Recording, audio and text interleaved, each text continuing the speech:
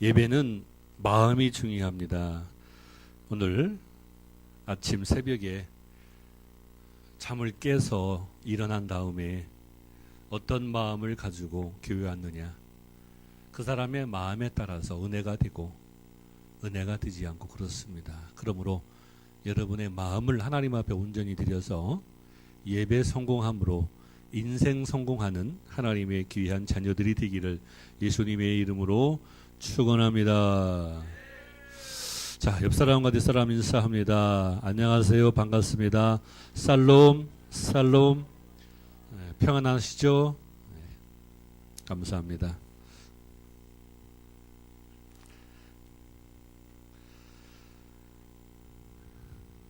자, 오늘 하나님의 말씀 보겠습니다. 하나님의 말씀은 누가복음 4장 18절입니다.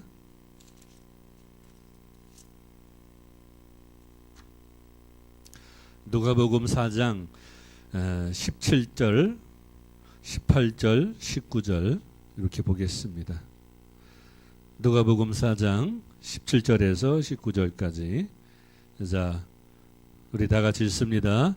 선지자 이사야의 글을 들이거늘 책을 펴서 이렇게 기록된 데를 찾으시니 곧 주의 성령이 내게 임하셨으니 이는 가난한 자에게 복음을 전하게 하시려고 내게 기름을 부으시고 나를 보내사 포로된 자에게 자유를, 눈먼 자에게 다시 보게 함을 전파하며 눌린 자를 자유롭게 하고 주의 은혜의 해를 전파하게 하려 하심이라 하였더라.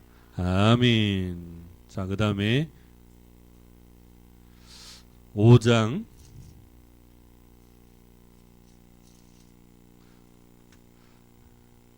1절에서 11절까지.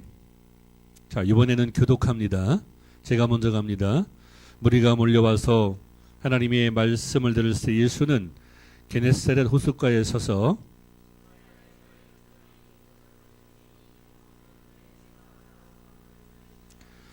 예수께서 한 배에 오르시니 그 배는 시몬의 배라. 육지에서 조금 떼기를 청하시고 앉으사 배에서 무리를 가르치시더니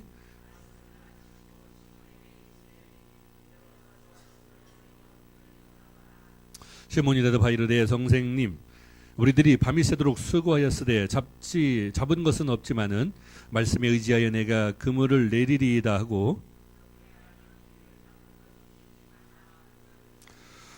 이에 다른 배에 있는 동무들에게 손짓하여 와서 도와달라 하니 그들이 와서 두 배의 채움에 잠기게 되었더라.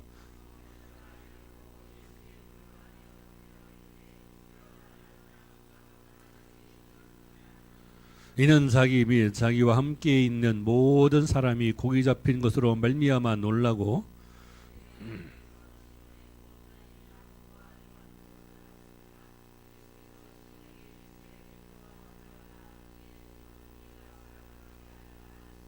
11절 다 같이.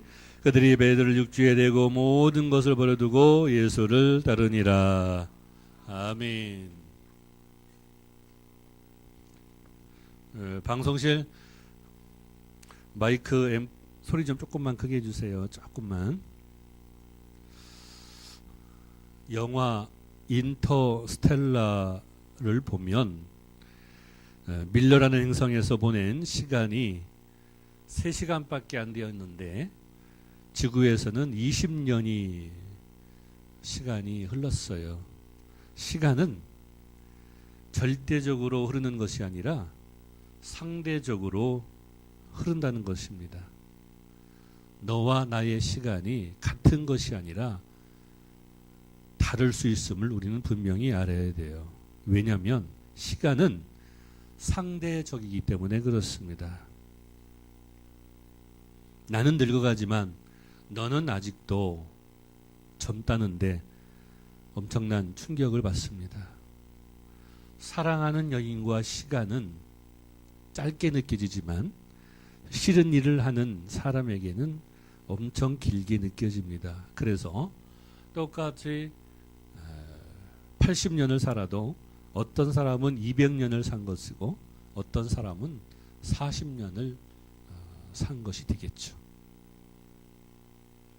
시간은 절대적으로 흐르는 것이 아니라 상대적으로 흐른다는 것입니다. 굳이 과학적 내용을 대지 않더라도 우리는 분명히 알 수가 있어요. 좋을 때는, 즐거울 때는 시간이 빨리 지나갑니다. 그런데 괴로울 때는, 슬플 때는 시간이 너무나도 길게 느껴지죠. 그게 바로 시간의 상대성입니다.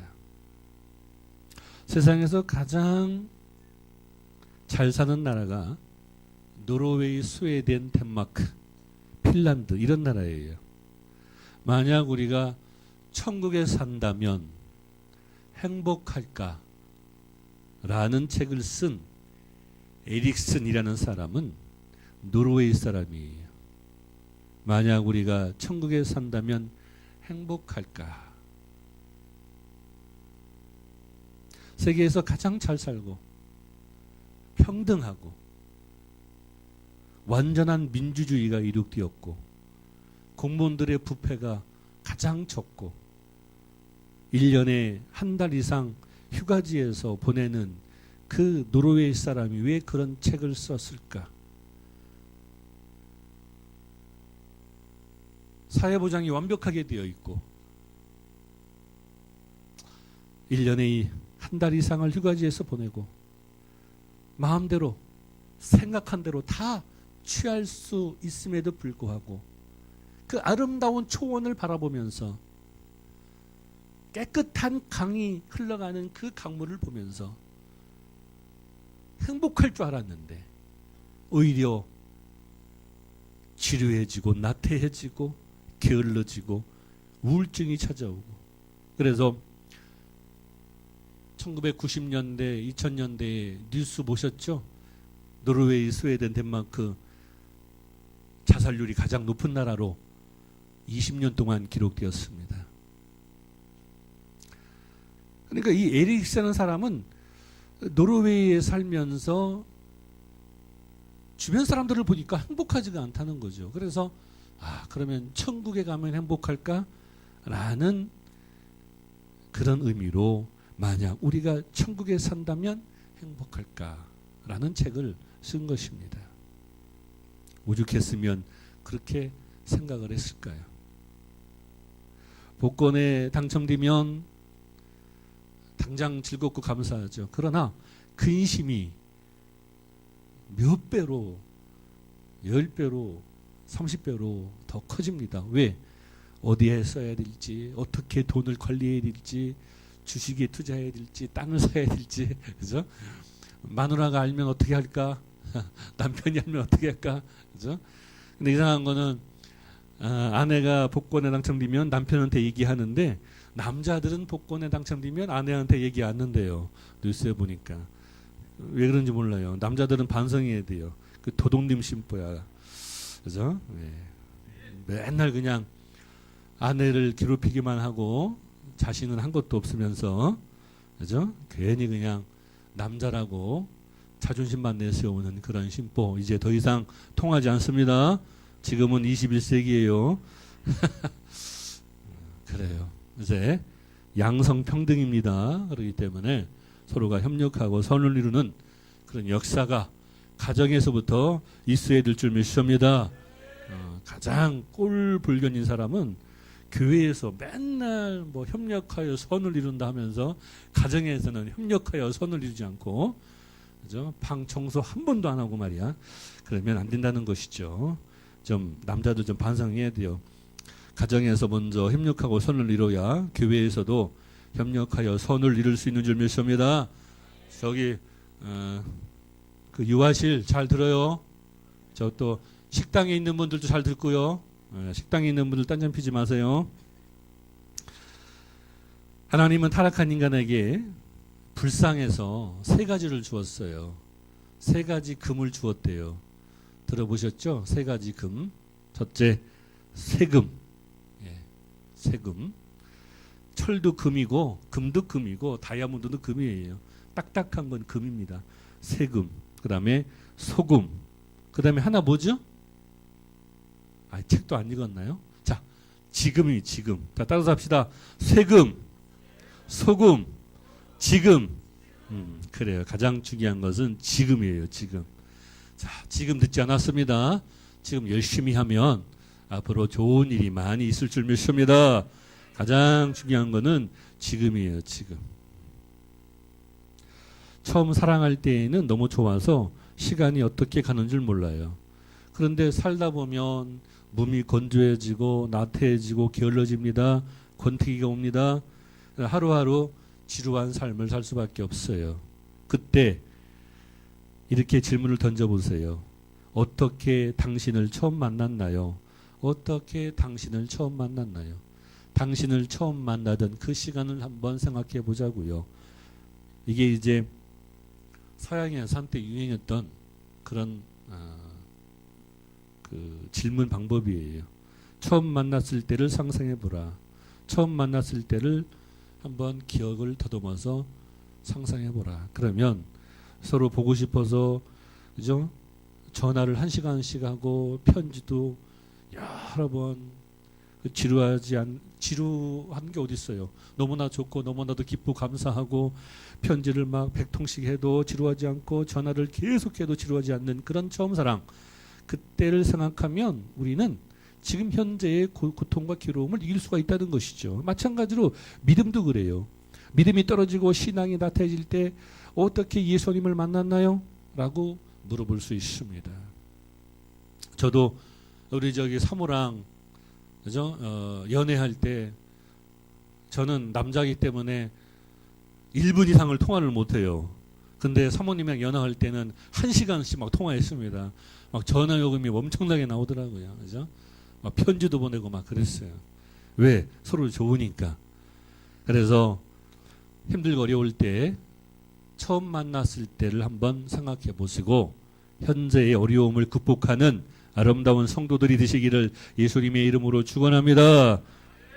그래서 한 사람의 신앙 스토리가 있어요. 그거 다 존중해 줘야 돼요. 그죠? 간증은 유명한 부흥 강사에게만 있는 것이 아니라 평범한 성도에게도 신앙의 간증거리가 있어요. 아주 귀중합니다.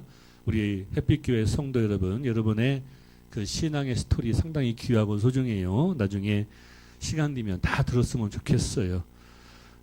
중요한 것은 그것이 다 하나의 철로 역정이에요. 따라서 합시다. 나만의 철로 역정. 예, 나만의 철로 역정을 우리가 쓰고 있는 거예요. 그래서 하나님 나라 들어갈 때까지 귀하게 고이 간직해서 하나님의 귀한 역사를 이루어가기를 예수님의 이름으로 축원합니다. 여기 장로님, 권사님 뒤에는 폭탄 맞았네. 오늘따라 왜 이쪽에 있는 분 다 비었어? 식사도 한번 오늘 중요한 모임이 있어가지고 그렇군요. 자, 한번 따라서 합시다. 어떻게 예수님을 만났나요? 시작. 네, 그런 질문 한번 던져보세요. 분명히 옆집 아줌마가 전도해서 아니면 집안 식구가 전도해서 교회 나오고 예수님을 만났을 겁니다.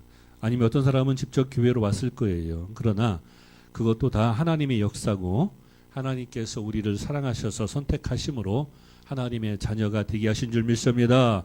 그러면 처음에 교회 나왔을 때 좀 이해가 안 되고 서먹서먹하고 좀 뭔가 부자연스럽고 그랬잖아요. 그런데 어느 순간 믿음이 들어가고 설레이고 감사가 넘치고 그랬어요. 그래서 처음 예수님을 진정으로 만났을 때 무슨 뜻이냐면 교회에 처음 나왔을 때를 말하는 것이 아니라 교회에 나온 후에 마음이 뜨거워지고 감사가 넘치고 기쁨이 넘쳤던 그때를 한번 생각해 보란 얘기죠. 그러면 우리의 잃었던 신앙이 다시 회복되고 하나님의 거룩한 자녀로 성공해서 하나님의 귀한 축복을 받는 성도들이 될 줄 믿습니다. 미국 시애틀 시티 교회의 주다 스미스 목사는 Jesus is 영어로 해서 죄송해요. 예수님은 뭐다. 그래서 많은 사람들에게 귀한 교훈을 주었어요. 예수님은 뭐다. 그래서 예수님을 생각하게 만들어서 잃었던 신앙을 회복하게 하고 살아가는 데 있어서 예수님은 나의 친구다. 예수님은 행복이다. 예수님은 나의 은혜이다. 예수님은 나의 전부이다. 이렇게 고백하게 함으로 인해서 잃었던 신앙을 되찾고 그렇게 계속 마음에 담아두고 입으로 계속 얘기했더니 진짜 행복해지고 진짜 친구가 되고 예수님이 진짜 은혜가 되고 나의 전부가 되는 그런 역사가 이루어졌다. 그렇게 말합니다. 방송실 한번 그 띄워봐요. 예수님은 나의 뭐다. 자, 앞에 보세요. Jesus is. 예수님은 나의 뭐다. 자, 여러분 한번 생각해 보세요. 자, 생각하세요. 각자 생각하셔서 한번 얘기해 보세요. 하나, 둘, 셋. 예수님은 나의 그렇죠. 다시 한번 좀 이렇게 크게 한번 해보세요. 예수님은 나의 네, 그렇습니다. 여러 가지 다양한 게 있잖아요. 지금 힘들고 어려울 때 집안에 문제가 있으면 그죠? 네, 집안의 여러 가지 문제를 해결시켜주는 그런 예수님으로 또 내가 지금 외롭고 쓸쓸하고 약간 좀 우울증이 있어요. 그러면 예수님은 나의 친구가 됩니다. 이렇게 고백할 수가 있다는 것이죠. 오늘 새벽에도 말씀드렸는데 대전 한밭제일교회 이영환 목사님은 폐병 걸렸다가 기적적으로 고침받고 나서 이제 교회가 성장하는데 반드시 그런 어떤 고난과 역사가 있어야 돼요. 교회나 가정이나 개인이나. 그런데 이제 거기 성장을 많이 했기 때문에 거기에서 세미나를 합니다. 세미나 작년에 제가 3월달에 갔다 왔는데 책이 이 정도 두꺼운 책을 줘요. 근데 여기에 있는 책을 여기에 책 안에 들어가 있는 것은 뭐냐면 나는 하나님의 은혜 안에 거할 수 있다. 나는 하나님의 성령님과 동행한다. 나는 예수님을 친구로 삼고 있습니다. 예수님은 나의 행복입니다. 이러면서 이것을 파트별로 다 일어나가지고 외치는 거예요. 계속. 그죠? 근데 목사님들이 중간에 포기합니다. 왜? 하도 하니까. 그러니까 한두 번 하면 좋은데 하도 하니까 나중에 중간에 포기하고 그냥 앉아서고 막 그래요. 근데 나중에 결정타를 날리죠. 여러분, 순종은 내가 할 수 없을 때, 내가 지루할 때, 내가 이해가 안 될 때, 그때 하는 게 순종입니다. 마지못해 순종했지만 지금 순종하고 따라 사는 사람들은 그대로 될 줄 믿습니다. 순종은 축복입니다. 순종은 능력입니다. 순종은 사랑입니다. 그렇게 얘기하더라고요. 무슨 뜻인가 하면 성경을 보면 순종의 비밀이 참 많이 나와요. 많은 성도들이 착각을 합니다. 순종하면 뭐 지시하고 부탁하면 따라주고 지키고 하는 게 순종이라고 하는데 순종은요 그보다 더 넓은 의미, 그보다 더 귀한 의미가 들어가 있어요. 그것을 우리 성도들이 깨달아야 됩니다. 나중에 말씀드리고요. 그래서 예수님은 다시 한번 띄워보세요. 예수님은 나의 뭐다. 그러면 여러분이 한번 생각해 보세요. 힘들고 어려울 때 집안에 문제가 있고 사업이 안 되고 또 외롭고 쓸쓸하고 친구가 없을 때 예수님은 나의 친구입니다. 그러면 예수님께서 좋은 친구를 붙여 주실 줄 믿습니다. 예수님은 나의 행복이다. 그러면 지금 불행하지만 곧 행복으로 바뀌게 될 줄 믿습니다. 그런 거예요. 그게 바로 하나님의 역사입니다. 그래서 우리 입술의 할례가 중요한 것입니다. 여러분 마음도 중요하지만 우리 입술도 중요해요. 믿으시면 아멘. 그렇습니다. 그럼 한번 여기에다 한번 적용해 보세요. 예수님은 나의 고집이다. 이상하잖아. 안 맞잖아요. 예수님은 나의 고집이다. 예수님은 나의 미움이다. 한번 따라서 합시다. 예수님은 나의 미움이다. 이상하게 말이 안 맞잖아요. 그죠? 예, 그러니까 얼마나 우리가 겉다르고 속다른지 알겠죠?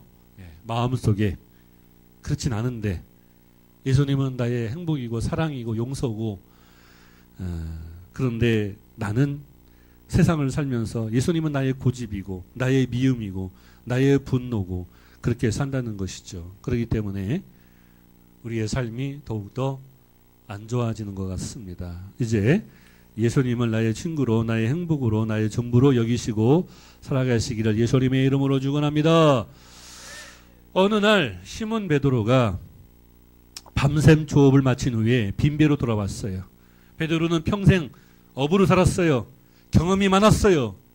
어디에 가면 고기가 많은지 정말 어부로 살았기 때문에 최고의 고기잡이 배 선장으로서 인정을 받는 그런 사람이었어요. 그런데 빈비로 돌아왔어요. 그때 예수님께서 갈릴리 호숫가에 나타나서 배를 띄우라. 깊은 데로 가서 그물을 내려 고기를 잡아라. 그래요. 시몬이 그의 말에 순종하자. 믿을 수 없는 일이 벌어집니다. 텅 비었던 두 척의 배가 만선이 되어버렸어요. 여러분, 여러분의 마음을 비워야 하나님의 말씀으로 채워지는 줄 믿습니다. 여러분의 그 미움과 분노와 과거 여러 가지 안 좋은 기억 속에 매몰되어 있다면 절대로 예수님께서 그 빈배에 많은 고기로 채워줄 수 없다는 것이죠. 왜? 베드로가 빈배로 돌아왔기 때문에 결국 예수님밖에 의지할 수밖에 없었죠. 텅 비었던 두 척의 배가 만선이 됩니다. 당황하는 시몬에게 예수님은 무서워하지 말라.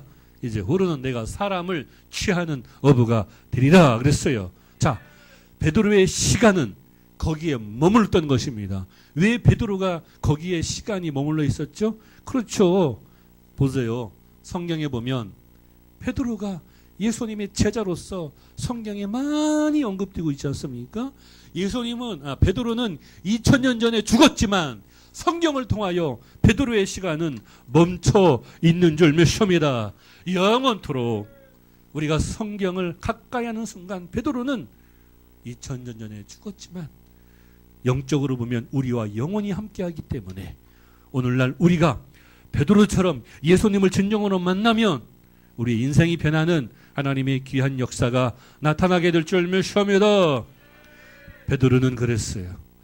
그래서 오늘 제가 본문을 읽어드렸죠.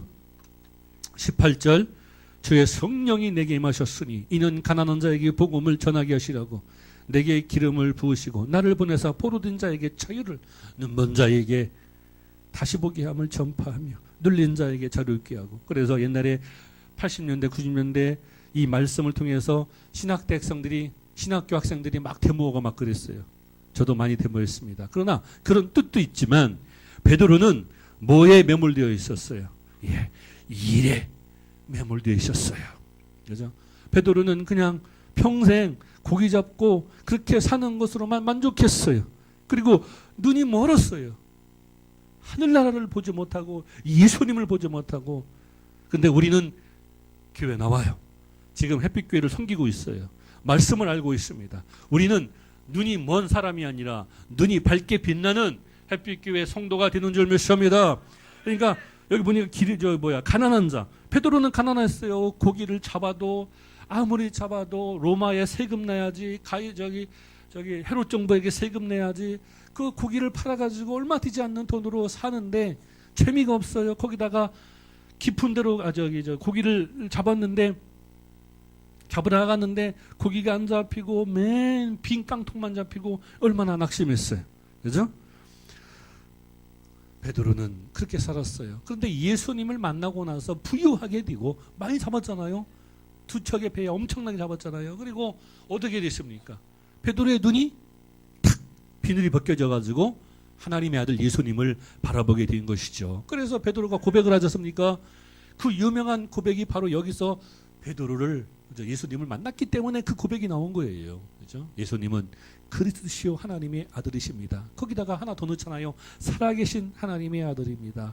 그런 고백이 왜 나왔습니까? 바로 예수님을 만났기 때문에 베드로의 시간은 거기에서 멈춰 서 있으므로 오늘날 우리가 베드로의 전통을 따라서 성경을 읽는 수많은 사람들에게 엄청난 교훈을 주고 있는 것이죠.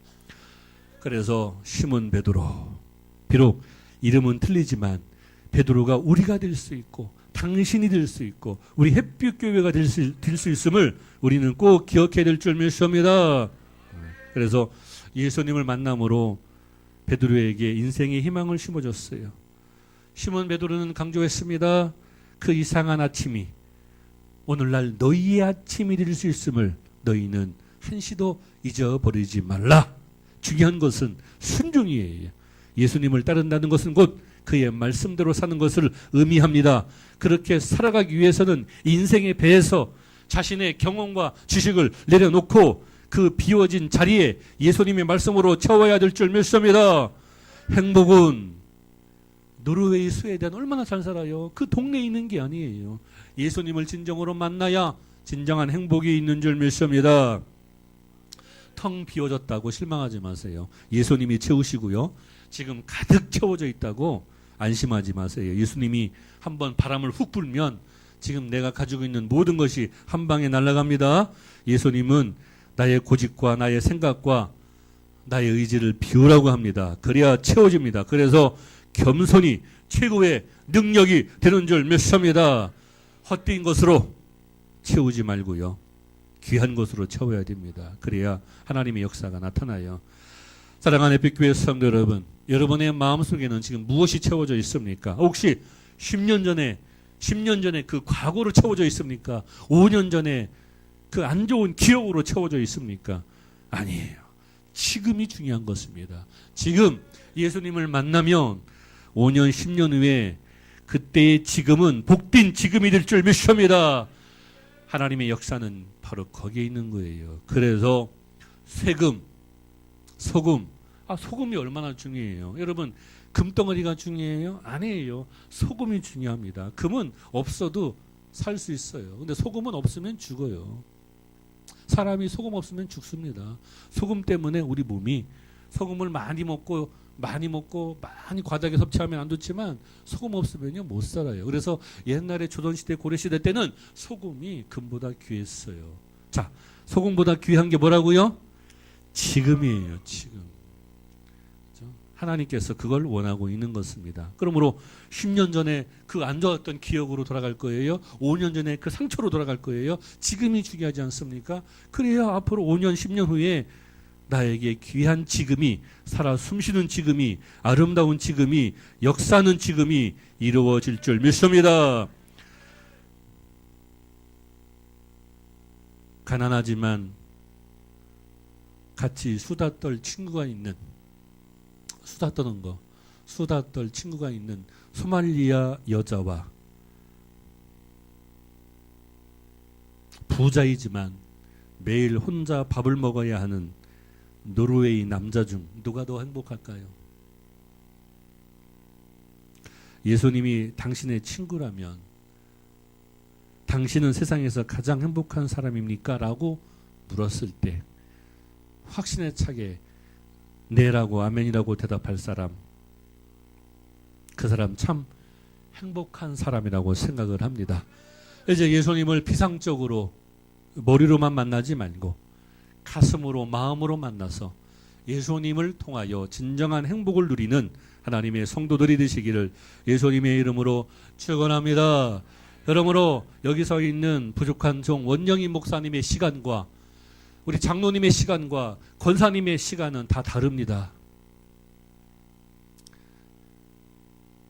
하나님께서 주신 귀한 시간 소중하게 귀하게 사용하셔서 앞으로 여러분의 가정과 사업과 자녀들에게 하나님의 귀한 축복이 넘치기를 예수님의 이름으로 축원합니다.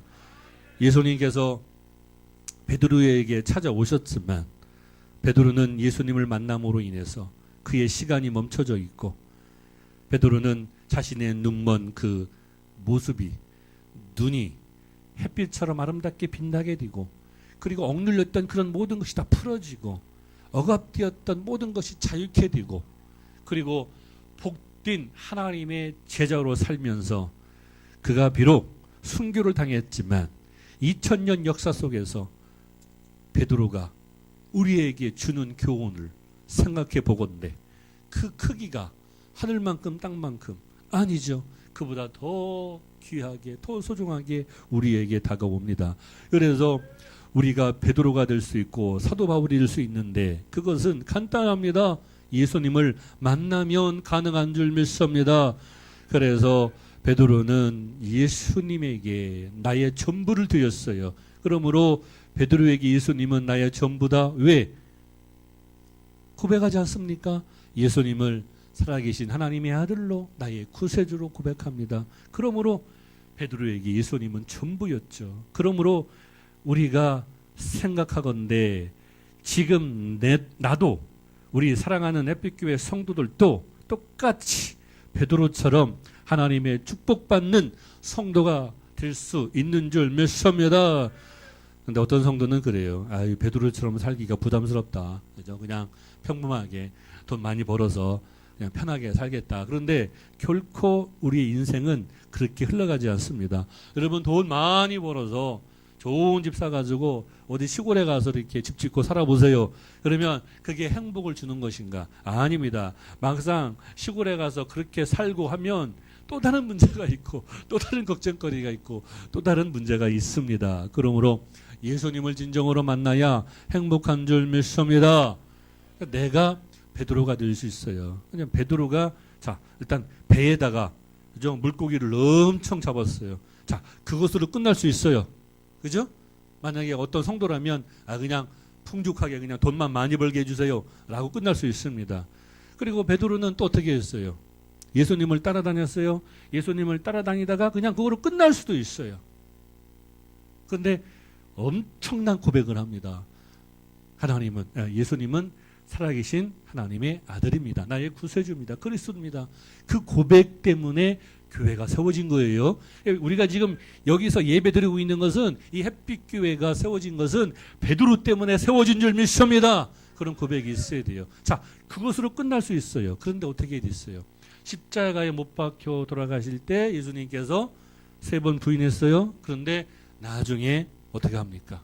베드로 보고 내 양을 치라. 그래서 베드로가 제1대 목자가 되는 것입니다. 그런 축복을 누렸어요. 그렇기 때문에 예수님을 나의 친구로, 나의 행복으로, 나의 전부로 그렇게 고백을 하면 여러분 삶이 조만간 완전하게 변화받고 새로운 하나님의 자녀로 거듭남으로 인해서 여러분이 미처 상상하지 못한, 예상하지 못한 하나님의 귀한 축복이 나타나게 될 줄 믿습니다. 입을 넓게 열으면 반드시 주님께서 여러분을 채워주실 줄 믿습니다. 자, 기도하겠습니다.